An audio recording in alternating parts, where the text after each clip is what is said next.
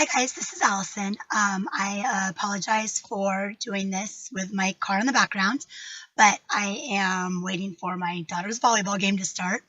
So anyway, my presentation or my research project is on physical literacy.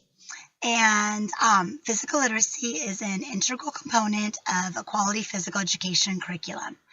In addition to physical activity, nutrition plays an enormous role in overall health and well-being of our students. The purpose of my research is to investigate the impact between middle school physical education programs which promote physical literacy and students' motivation to remain physically active. And it's also to investigate the impact between middle school physical education programs, which promote physical literacy, and students' motivation to eat healthy. My two main research questions are: what are middle school students' perception of their physical education program and its influence on their physical activity? And what are middle school students' perceptions of their physical education program and its influence on their nutrition?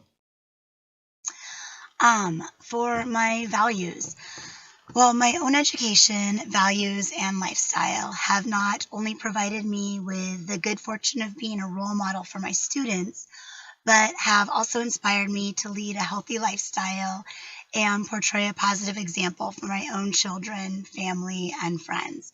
So I just feel very fortunate that I can instill my own values on my students and my own kids as well. I truly believe that I've been provided the ability and opportunity to not only better but shape the lives of my students through education, forming positive relationships, and being a trusted and empathetic figure in my students' lives. Every day, I'm just incredibly thankful for the ability, drive, and compassion to do my job.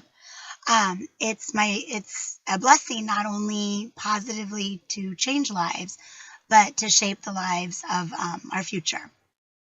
And for my beliefs, I believe that physically literate children are more likely to remain involved in athletics and physical activity throughout their lives. I also feel that physical education teachers are given the gift of sharing positive and healthy values, teaching valuable tools, and instilling the importance of health and wellness within hundreds of children throughout their career. There are a couple of articles and studies that I used in my presentation or in my research project, just to promote my beliefs and my statements. One article I used was Health Literacy in Schools, and the purpose of this article was to examine current practices in 3 schools, actually in the United Kingdom, to gain sense of the nature and frequency of the delivery of health-related messages in schools. And for this study, consent forms were sent home and returned to the lead teacher, and then hour-long interviews were conducted. The data from these interviews were audio recorded and then analyzed. The participants, had 16 ninth graders, 18 11th graders, and 8 staff members from 3 different schools in the United Kingdom. They used qualitative data, which involved 9 open-ended interview questions, and then again, the answers were audio recorded and analyzed. The results of this study resulted in students and staff. They found that they do have an understanding of health literacy, and they do see the correlation between health literacy and lifelong wellness and health education, and it's not consistently taught in the schools. Incorporating health literacy into daily education curriculums is, in my opinion, absolutely beneficial for lifelong wellness. A second article I used was the analysis of middle school physical education activities and students' ability to choose what they wanted to do. So the purpose of this study was to determine which physical education activities middle school students would prefer. and also if there were differences in the responses based on the gender, students' motor skill competency, grade level, and participation in physical activities outside regular school hours. For this study, consent forms were taken home, signed, and returned. A single teacher from each school administered the surveys to the students, and then again, data was analyzed. The participants for the study consisted of 881 middle school students from 2 different schools in the same district. And methods included, they used a survey that had demographic information as well as questions with pre-selected activities that students found important.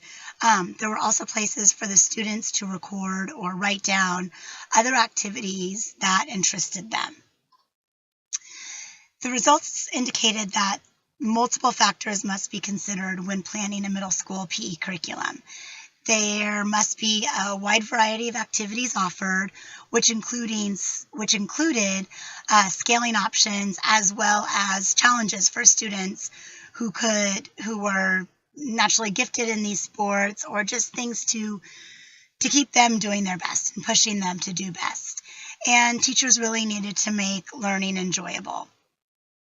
I truly believe that a common goal of physical educators is to provide students with the tools they need to remain healthy and active for a lifetime. And all of the things analyzed in this study were geared to have kids participate and give them the tools that they needed and enough activities so they could perhaps pick one to continue doing throughout their life. And then a third study that I analyzed was one that supported beliefs that if physical literacy were measured and reported in the same standardized manner as other core classes, physical education would receive more attention, resources, and hold an increased perception of importance. So if we were to use our maybe FitnessGram scores, or if just as much importance was placed on those as our math and language arts tests, that perhaps there would be a greater emphasis on physical education or just a greater respect for that subject matter. This study took place in Canada, and they took students and had them begin taking their Canadian Assessment of Physical Literacy Test, the CAPL. And then teachers also filled out research ethics board-approved questions regarding their opinions of the CAPL testing. Participants consisted of 600 school-aged children in Canada, as well as their teachers. 4 different domains were tested. So their actual physical fitness, their motor behavior, physical activity behavior, and finally the psychosocial cognitive factors.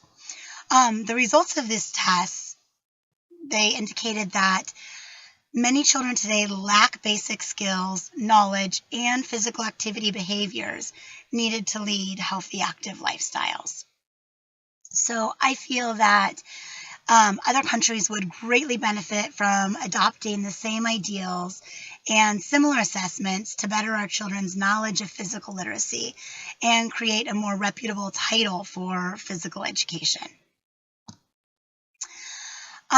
So finally, what I'm doing with my students is administering a quantitative study, and this is going to consist of 9 survey questions regarding demographics, 1 yes or no, 1 fill in the blank, 6 closed-ended items, and 2 open-ended questions, just trying to get an idea of their feelings on physical education and physical literacy and how it will help them throughout their life, as well as their knowledge about nutrition, all of which they've learned in physical education.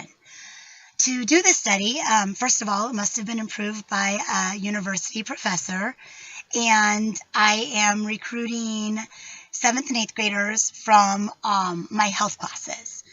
An informed consent form was sent home, signed and returned, and the survey will be administered using Google Forms, and they'll be using individual ThinkPads to take this survey.